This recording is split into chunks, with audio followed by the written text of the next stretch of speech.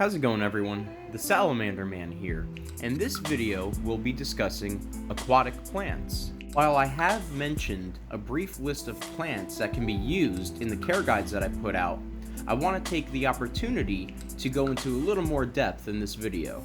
So in this video, we will run through a list of my preferences of suitable aquatic plants for your aquatic newts or salamanders. We will discuss the advantages of using certain plants and proper lighting for these plants as well. And so, let's start off by posing two questions. Why use plants at all, and when should we use plants in our enclosure? One major advantage that aquatic plants have for an aquarium is that they naturally produce oxygen by absorbing waste chemicals that are produced by your animals, such as ammonia, which provides natural filtration in your aquarium and also helps to reduce algae growth. Aquatic plants are not only visually pleasing, but they also help to create a more natural environment for your animal. And in doing so, they help to provide refuge and help your animal feel more secure within the enclosure. Aquatic plants are also often utilized by newts or salamanders to lay their eggs. So this makes aquatic plants very useful when it comes to breeding your newts or salamanders. And so, that brings us to the second question. When do we use aquatic plants? I pose this question because while aquatic plants are beneficial to all aquatic setups, when you should use plants and what type of plants depend on the species that you are keeping and the habitat that they come from, if our goal is to closely mimic their natural environment, which I highly advocate for. As an example, the eastern newt is more of a pond-dwelling species. Even though they can be found in streams, the areas that they come from are usually dense with plant growth. So, we would want to create an enclosure that closely mimics this environment. And we would also have to keep in mind that because the eastern newt prefers cooler waters, we would have to acquire plants that can tolerate these temperatures as well. With that said, there are newts and salamanders that inhabit bodies of water that lack dense plant growth. Salamanders from the two-lined salamander all the way to the Kaiser newt inhabit areas that are lacking dense plant growth. The stream environment that two-lined salamanders and other lungless salamanders often inhabit have an overall gravel stream bed with minimal plant growth or lacking plant growth altogether. And because of this, plants will not play as big of a role for salamanders that inhabit these areas, as these salamanders and newts often take refuge and lay their eggs under rocks. And so, best practice is to always mimic the natural environment that your animal comes from as closely as possible. With that said, aquatic plants will still benefit any enclosure. And now, we will run through a list of plants that I prefer to use, the type of enclosure I would utilize them, and the lighting that is needed for these plants, and also the type of substrate that is used. First on the list is one of my favorites, Java moss. Java moss is a popular plant that is often used from fish to newts and salamanders alike. It is easy to care for, requiring low to medium lighting, and it is perfectly suitable for the cool temperatures that many aquatic newts and salamanders require. As Java moss grows throughout the enclosure, it becomes a dense plant, attaching itself to many rocks or wooden objects that may be present in the tank, providing security for not only adult newts and salamanders, but especially for larval newts and salamanders. As Java moss attaches itself to wooden objects or rocks, it can grow above the waterline as well, creating visually pleasing effects above or below the water. You can see in this shot here how the Java moss has grown onto the spiderwood above the water where these eastern newts rest. If Java moss grows too much for your liking, it can be trimmed back, and the trimmings can even be planted elsewhere in the enclosure. Tolerating a wide range of temperatures from about 60 to 80 degrees, Java moss is a highly versatile aquatic plant, making a great addition to either pond or stream-like enclosures for your newt or salamander. And it is a great surface for your newts or salamanders to lay their eggs on. With that said, there is one major issue with Java moss and other types of aquatic moss, and that is they are prone to algae growth. Algae can easily engulf Java moss, and in this case it may be difficult to remove the algae without removing some of the Java moss, if not altogether. Being able to tolerate the needs of our newt or salamander and thriving under these conditions makes Java moss one of my favorites, and I highly suggest using it. Next on the list is anacharis, another widely used and versatile plant. And of course, it is also another great surface for your newts or salamanders to lay their eggs. Anacharis is a hardy beginner plant requiring low maintenance and medium lighting.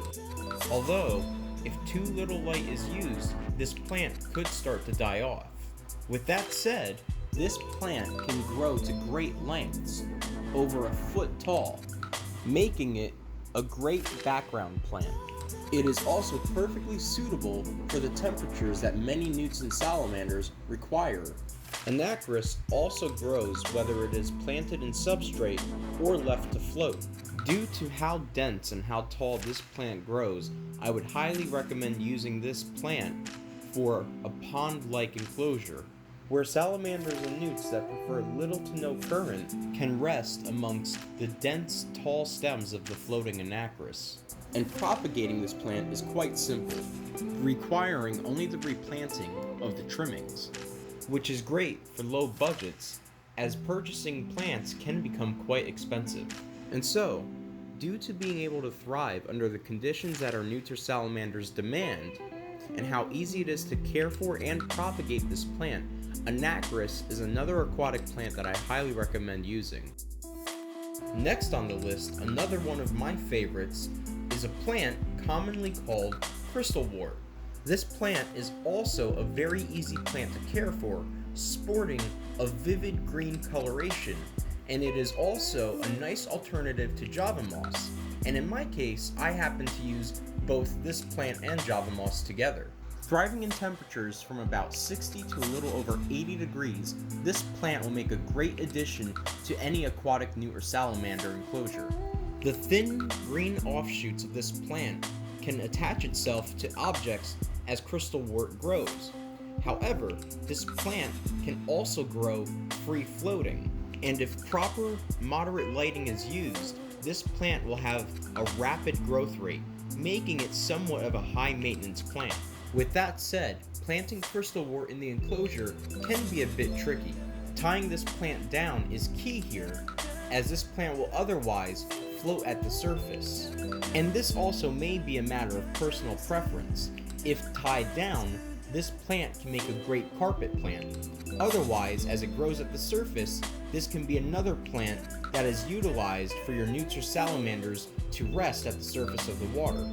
And in this case, a tangled mass of algae, Crystalwort, and Java moss has formed a lush, vibrant, floating area for the eastern newts to rest. This plant also grows quite dense, making it a great plant for larval newts or salamanders as well. One other thing to note here is that this plant can also become entangled in algae, making maintenance a bit tricky. And lastly, if left to float, it could possibly grow out of control due to its rapid growth rate, blocking light to other plants. So again, maintenance will be necessary for this plant. With that said, Crystalwort is still a beautiful plant that meets the demands of our newts and salamanders. The next plant on the list is Dwarf rotala. The long, thin green stems of this plant are adorned with green leaves that sport reddish to pinkish hues, making this plant an eye-catching addition to the enclosure for your animal. This plant is also another background plant, growing quite dense and providing a lot of coverage and security for your animal. Overall, it is relatively undemanding, requiring moderate to high lighting and usually higher temperatures as well, usually being better suited for species that can tolerate higher temperatures such as blue-tailed firebelly newts. However, it should be noted that they can tolerate cooler temperatures. One major thing to note about this plant though is again, it does require moderate to high lighting, enjoying full direct exposure to the light. This plant will start to turn yellow and its leaves will start to fall off, if incorrect lighting is used. And so, it is best to keep in mind the temperature and lighting requirements of this plant. The last plant on this list that I will discuss is duckweed. Duckweed is a plant that is a topic of much debate, being a very easy plant to grow and still being beneficial to your tank, and yet, if left unchecked, it can grow completely out of control, blocking light to other plants as well. Duckweed is a plant that enjoys direct exposure in full light and will grow very rapidly throughout your enclosure.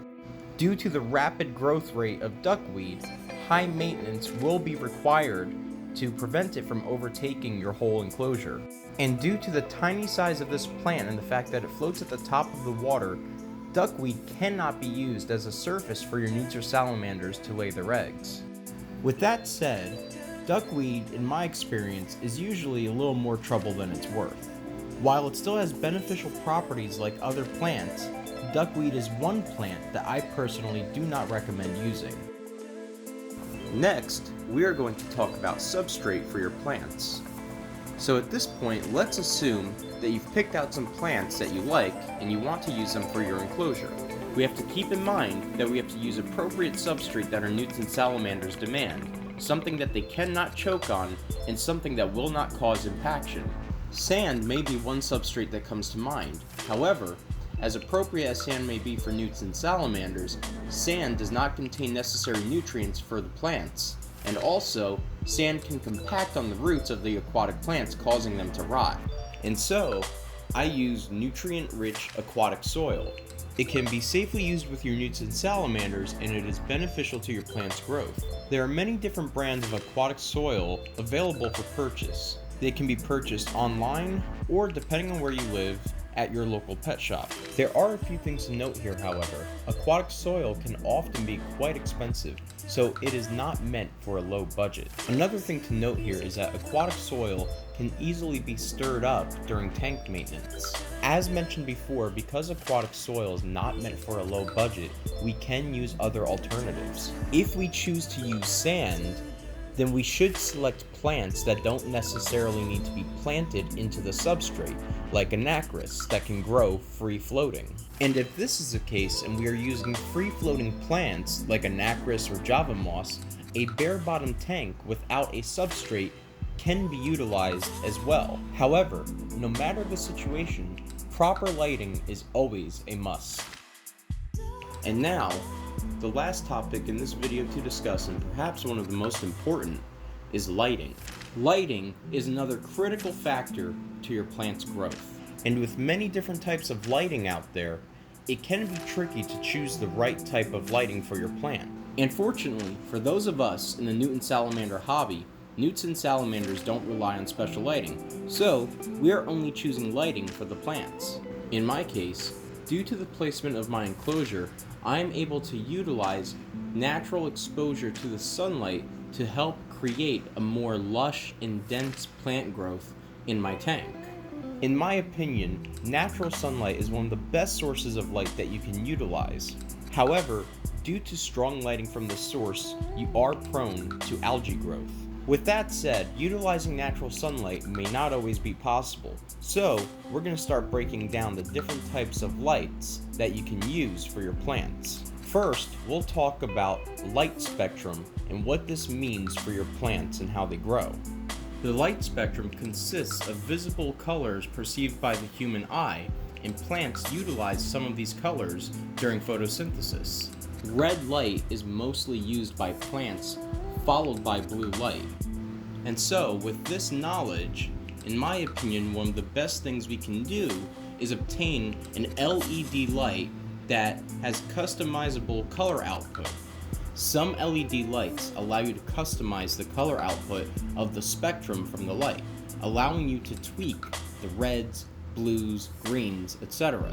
This is usually done through a wireless remote that comes with the light, or some lights even allow access through an app on your phone. And so, being able to do this, I tend to increase the red and blue colors of the light spectrum from the LED lights. Of course, not all LED lights come with this capability, and the ones that do tend to cost more. So assuming that we're on a budget, other LED lights should be able to work just fine. However, remember just to check the color spectrum on the packaging. Another thing to note here about LED lights is that they tend to be brighter and bring out the best coloration for your plants as well. They are energy efficient and tend to be the best bet for your money in the long run. And because I also touched on the brightness of the light being used, it is probably best to go into a little more depth about the brightness of your light, or lumens as referred to on the packaging of the lights. So you can use this to help determine the right type of lighting for the plant that you're going to get. The higher the number of lumens on the packaging, the brighter your light will be. The deeper your water level is in your enclosure, the higher number of lumens you should probably have, as light will start to have a harder time reaching the bottom of the tank as light hits the water. The next type of lighting we will discuss is fluorescent lighting. Fluorescent light bulbs are commonly used and relatively inexpensive as well, and are also less energy efficient, and do have less of a lifespan than LED lights. In the case of fluorescent bulbs, watts per gallon is the general measurement used to determine brightness of the light bulb. The lower the wattage per gallon, the lower the brightness of the lighting, and vice versa if higher. However, this is not an exact science, so thorough research is recommended when selecting fluorescent lighting. Overall, fluorescent light bulbs are reliable, especially for the cost. There are also fluorescent bulbs made especially for plants, so keep an eye out for these if you are on a low budget. And with that, this is the end of the video. The list of aquatic plants in this video are just some plants that I prefer to use personally and recommend, although there are many other plants out there that can be perfectly suitable for your newt or salamander. It is always best to pick aquatic plants based on the newt or salamander that you are keeping and the habitat that they come from, to not only mimic the natural environment that they inhabit, but also to ensure that the plants that you keep are able to grow and tolerate the demands that our animals need. From the pond or stream-dwelling eastern newt to the Strauch's spotted newt that is native to the mountainous streams of Turkey, where aquatic plants are nearly absent from its environment, to the female crested newt who wraps her eggs in a leaf as she lays them. Choosing the right aquatic plant for the right situation and finding the right lighting can sometimes be tricky. So I'm hoping this video was informative and hopefully helps you to be able to choose some plants that are appropriate for your newt or salamander as well. And as always, proper and thorough research is always needed when choosing plants and lighting for the setup of your newt or salamander. If you enjoyed the video, please like, share the video, comment down below, and subscribe. Your support is appreciated. And until next time, everyone, I am the Salamander Man.